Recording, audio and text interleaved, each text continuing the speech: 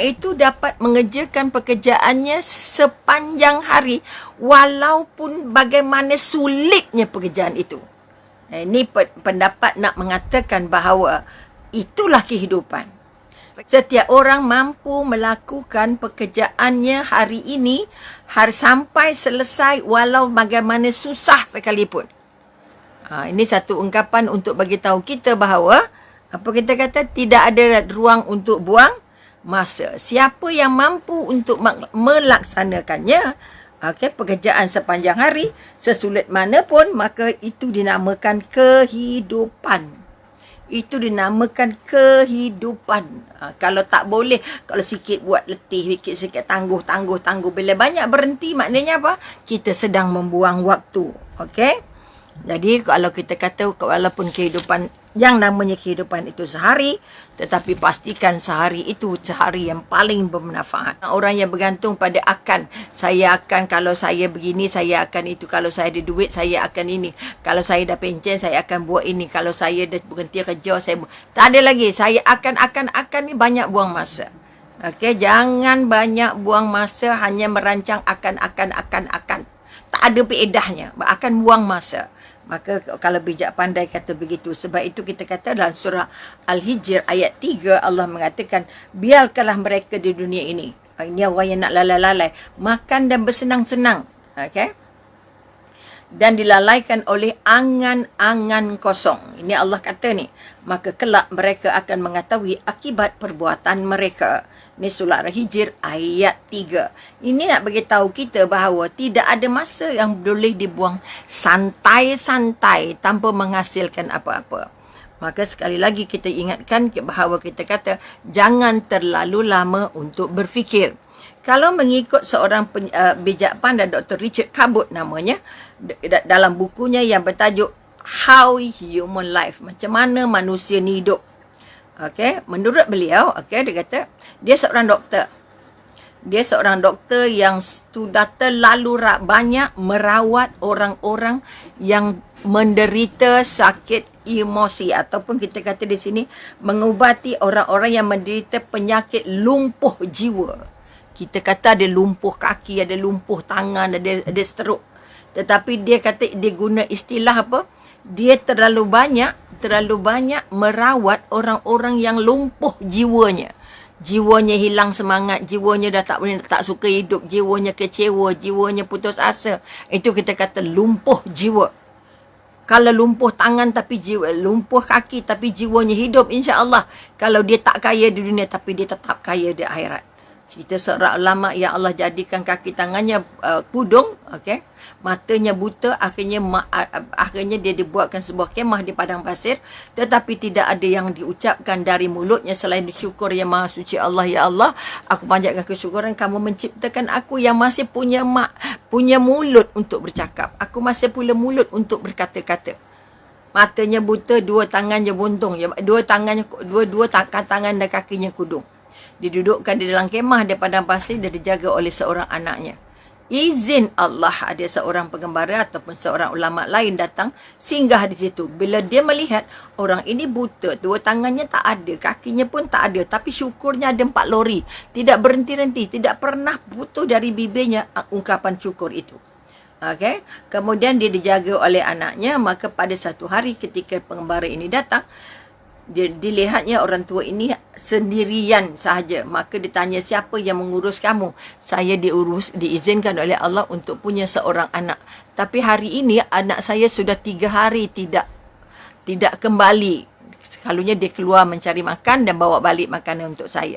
Tapi dia sudah 3 hari tak kita, maka kamu tolong carikan. Maka orang ni tadi mencari anaknya, dia dapati anaknya sudah dimakan binatang buas. Maka bila diberitakan cerita itu kepadanya, apa yang dia kata? Syukur, Alhamdulillah, anak saya tidak mati dalam maksiat, anak saya tidak lagi nak buat kesalahan, anak saya harapnya diampun Allah. Bayangkan macam mana kentalnya jiwa-jiwa yang sihat. Walaupun tangannya kudung, kakinya kudung, tapi syukurnya tinggi. Ini kita kata, tadi kita kata orang-orang yang menderita penyakit lumpuh jiwa. Cerita ulama tadi ialah cerita orang-orang yang kental jiwa. Okay, walaupun tak boleh jalan, walaupun tak boleh nampak, walaupun tapi boleh bercakap, itu pun sudah sangat-sangat disyukurinya. Kita ni ada semua, tapi syukurnya kecil je. Maka sekali lagi mari kita terus bersyukur kerana negara kita terus dilanda keamanan, diberi kekuatan, kita masih boleh hidup, kita masih boleh meneruskan usaha dan apa saja yang kita impikan, kecuali dengan sedikit gangguan yang namanya PKP, yang namanya pakai mask, yang mananya SOP dan sebagainya. Maka sekali lagi, maka haruslah kita tinggikan lagi syukur kita, dan tanda kita bersyukur dengan umur, kita tidak buang masa walaupun satu saat. Kita tidak perlu buang masa. Okey, kalau kita berfikir, dia kata apa? Apa yang menyebabkan orang itu lumpuh jiwanya? Okey, atau yang dia kata lumpuh jiwa ni, orang yang hilang matlamat, orang yang putus asa, orang yang hilang semangat nak bekerja, orang yang sudah tak tahu nak buat apa, orang yang sudah tidak mau berfikir dan sebagainya. Akhirnya orang itu jadi bangkai lah, kita kata. Okey, itu yang dia kata lumpuh jiwa. Biar lumpuh jasad, orang boleh ubat. Tapi lumpuh jiwa, siapa nak ubat?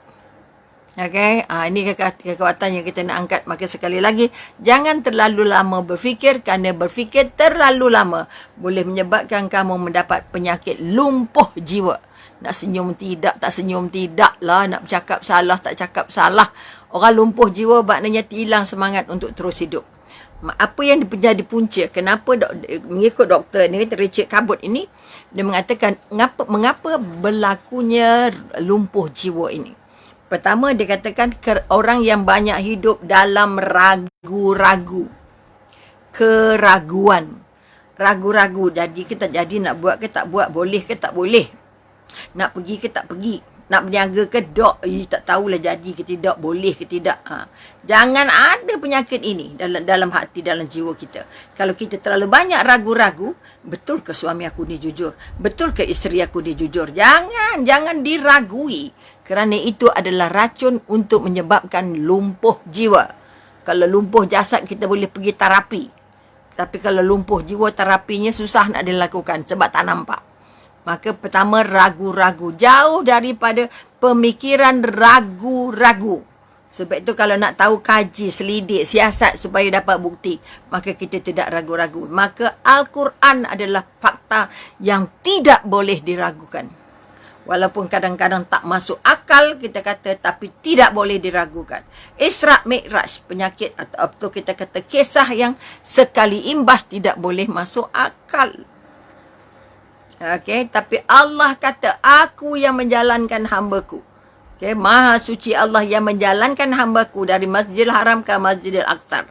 Itu kenyataan dari Allah. Tak boleh diragukan lagi. Betul ke Nabi Muhammad tu naik dengan jasad ke jiwa, atau jiwa saja jasadnya tinggal? Ataupun betul ke dia terbang? Betul ke dia dibawa Jibril? Betul ke jumpa Tuhan? Betul ke? Ini keraguan yang menghancurkan kehidupan dunia dan akhirat. Jangan ada penyakit ragu-ragu.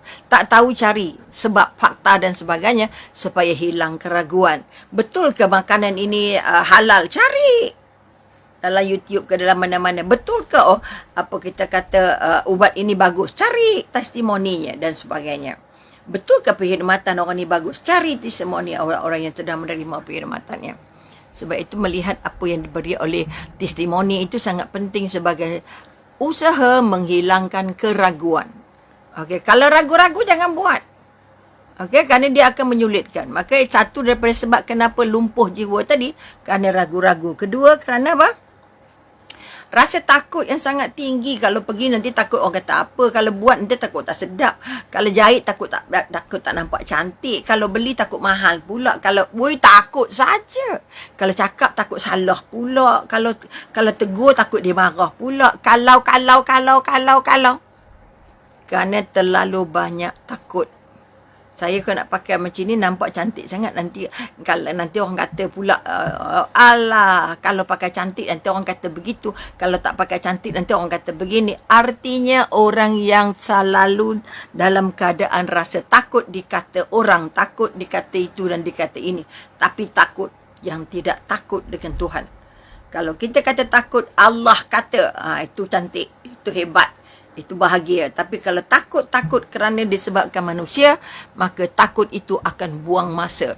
Nak pergi tapi takut, buang masa. Tak payah fikir, nak pergi ke tak pergi, nak pergi ke tak pergi, nak buat ke tak buat, nak makan ke tak makan. Oh, penat. Oh, betul?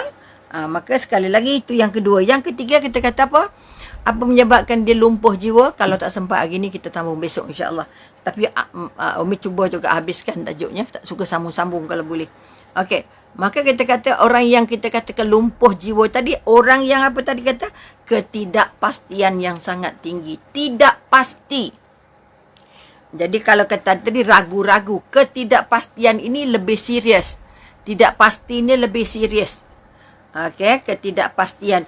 Tak tahulah saya esok macam mana, tak tahulah saya pencen esok macam mana ya. Tak tahulah saya kalau anak saya besar esok macam mana, ndak kena jaga saya agaknya. Kalau saya gini begini kalau beli rumah kat sini rasanya adakah orang nak teman dengan saya. Kalau saya buat begitu dan buat begini, oh banyaknya ketidakpastian. Okey. Sebab itu kita kata sekali lagi, tolong rawat jiwa kita dengan 3 perkara ini. Jangan ada ragu-ragu, jangan rasa tebal sangat rasa takut, dan yang ketiga, jangan ada ketidakpastian. Kalau tak pasti, cuba dulu jadi atau tidak. Kalau saya masak ni sedap tak agaknya? Ya Allah. Okey. Sebab itu Umi kemarin bukan nak kata lah ini yang sangat mudah kita kata. Anak Umi ada beli mata kucing kan. Jadi belinya banyak sikit dalam 3 kilo gitu. Kita makan sikit je. Tapi jadinya dah banyak yang kering. Tapi bila Umi buka nampak okey je walaupun kering. Hanya dia tak juicy je. Tapi apa yang Umi buat, Umi kopek semuanya. Okay, buang bijinya. Umi campurkan dengan gula kabung. Masak jadi air mata kucing. Jadi. Jadi walau sebenarnya kata, jadi ke tidak, boleh ke tidak, jangan. Mi kata apa? Kalau tak jadi syukur, kalau jadi pun syukur. Daripada buahnya terbuang begitu saja. Betul atau tidak? Sama juga Mi ada, masa dulu ada buah mangga muda banyak sangat macam mana gaya je ni. Nak belajar buat jeruk, buat. Tak payah jadi ke tak jadi, tak kisahlah. Sama juga belajar buat tapai. Jadi ke tak jadi? Buat je. Oh lama tak jadi. Buat lagi. Oh jadi. Buat lagi. Tak jadi. Sebab itu belum pasti. Okay, kadang-kadang raginya, kadang cara kukusnya, kadang cara bungkusnya, kadang cara simpannya. Kita tak tahu kan? Maka kalau kita sudah mencuba, terus mencuba, maknanya tidak ada masa yang terbuang untuk kita menung-menung. Okay? Kemudian kita katakan, apa caranya untuk mengatasi masalah lumpuh jiwa ini? Keluarkan keberanian, angkat keberanian, okey. Keberanian untuk apa? Keberanian untuk bekerja, keberanian untuk berusaha, keberanian untuk apa? Membuat kerja keras, okey. Buatlah kerja sesusah mana pun tapi tetap siap. Ini kekuatan yang nak diangkat. Sebab itu mereka kata, ya Allah, kada buat sembang petang hari ni. Buat, izinkan, selesaikan apa yang boleh selesai. Kalau kita berazam, kita nak jumpa. Kalau kita berazam, kita kata kita mampu menjimat masa, maka insya-Allah Allah akan bagi. Maka sekali lagi, salah satu daripada nak membuang 3 tadi. Pertama apa? Keragu-raguan. Ragu banyak. Okay? Ragu-ragu. Orang cakap betul pun tak percaya. Orang cakap tak betul lagi tak percaya. Kadang-kadang yang tak betul tu pula dipercaya. Letih juga. Jangan ada ragu-ragu. Kalau kita kata suami saya jujur, jangan ada ragu-ragu. Kalau ragu-ragu, akhirnya kita cari handphone, cari Facebook, cari WhatsApp, cari segala benda. Akhirnya sakit kepala dan sakit otak. Boleh nampak? Kedua, kita kata jangan ada rasa takut. Takut yang sangat tebal. Buat ini takut, itu takut, ini takut. Dan yang ketiga, kita kata jangan ada terlalu tinggi ketidakpastian. Okey?